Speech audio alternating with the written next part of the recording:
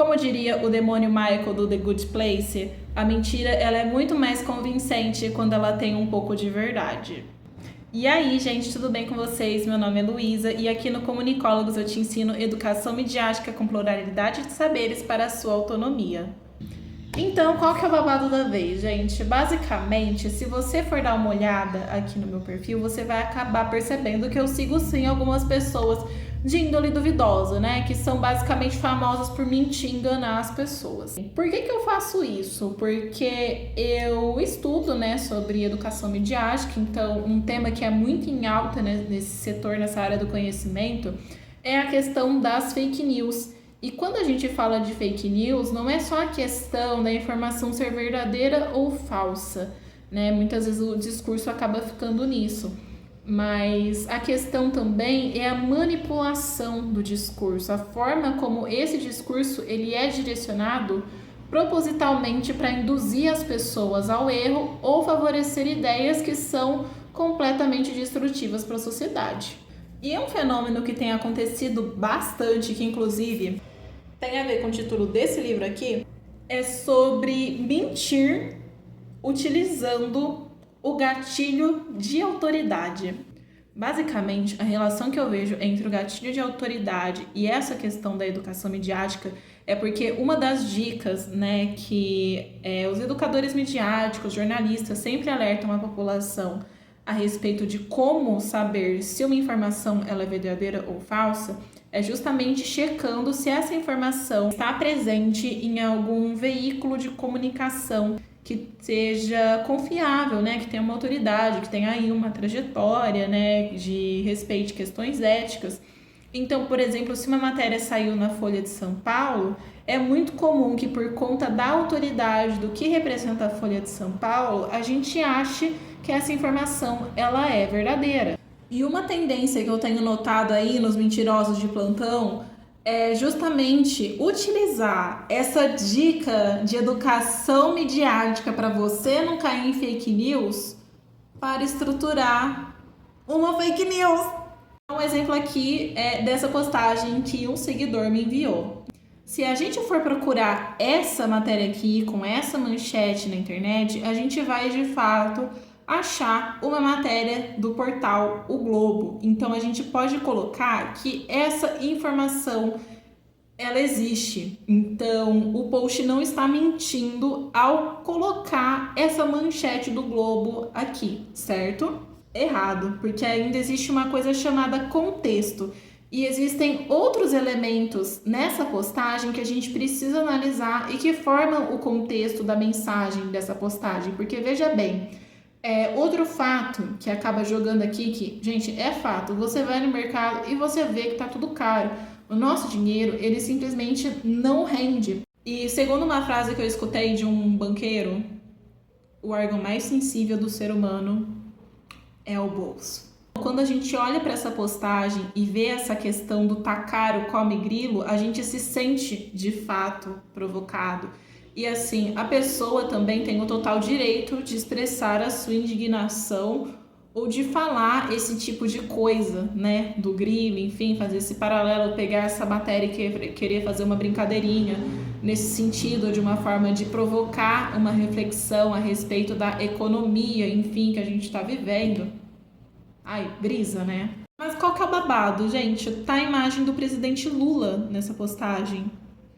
O que faz com que a gente pense que por ter o presidente do Brasil nessa imagem, talvez a matéria esteja falando sobre algo que esteja acontecendo no Brasil. E assim, todos esses conjuntos de informações separados, se a gente para dar uma analisada, jogou uma matéria que realmente apareceu no Globo, a pessoa que expressou a opinião dela de uma forma um pouco cômica e irônica e falou sobre algo que está acontecendo de fato na economia do nosso país, porque afinal de contas eu estou sentindo isso no bolso. Aonde que está a mentira? Exatamente, no contexto. Não basta você pegar essa matéria e ver que a manchete que está ali na postagem é a mesma que está aparecendo no Globo. Se você for dar uma lida rapidinha assim na matéria, você vai ver que, cara, não tem nada falando de Brasil. Só para facilitar que eu acesso a informação, eu digitei Ctrl F e coloquei aqui Brasil. Apareceu aqui 16 resultados de busca. Mas se a gente for ver o que foi apontando aqui no Brasil, ó, eu vou descendo aqui para vocês verem. Nada é sobre o corpo do texto. É sobre outros tipos de anúncio, assim. No corpo do texto em si, não fala nada de Brasil. E se a gente para ver, essa matéria do Globo, ela tá falando muito mais a título de curiosidade pra gente.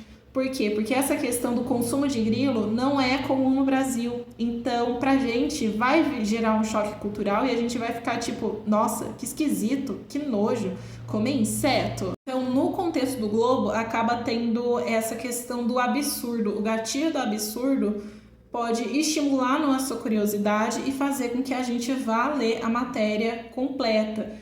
Mas você percebe que ela foi tirada desse contexto de notícia absurda, divertidinha, falando sobre uma tendência que está acontecendo lá na Europa e foi colocada em um outro contexto, induzindo um pensamento a respeito da nossa economia e cultura brasileira? E aí eu te pergunto, se a porra da postagem tá falando sobre Europa, por que caralhos tem a foto do Lula? E que o contexto das coisas estarem caras aqui no Brasil tem a ver com o consumo de grilo? Não tem nada a ver, cara. Não é o que tá acontecendo no nosso país. Mas você percebe como a forma como esses elementos eles foram juntados, eles podem induzir um determinado pensamento? E aí eu te pergunto, pra quê? A gente pode fazer críticas legítimas à nossa economia, ao governo Lula, enfim, sem necessidade de manipulação. Por exemplo, uma questão que me chamou a atenção recentemente é sobre uma crítica que o cacique Raoni fez ao Lula sobre exploração do petróleo na foz do Amazonas. O cacique Raoni entende que a exploração do petróleo lá na foz do Amazonas é algo destrutivo e que pode causar impactos ambientais negativos. Lula foi de novo no podcast do Mano Brown e ele falou sobre essa questão, né? Ele foi indagado a respeito disso e ele falou que se o Brasil não explorar, outro país vai acabar explorando esse potencial petroleiro da região. Então, nada mais justo do que o Brasil se beneficiar. Ou seja, na hora de subir ou descer a rampa lá, naquele teatrinho que ele fez na posse, falando que vai ser um governo de todos, que não sei o que, tá tudo certo. Mas na hora de ouvir o líder indígena para tomar alguma medida a respeito do país... Enfim, né? Agora voltando para a postagem aqui. Existem questões sim no governo Lula que precisam e devem ser criticadas, né? Cada um acaba tendo seus pontos, enfim, cada um coloca aquilo que é importante e o debate acontece, mas aí eu queria fazer uma certa provocação. E quando o debate está ocorrendo através de manipulação, será que a gente está realmente prestando atenção nos problemas reais?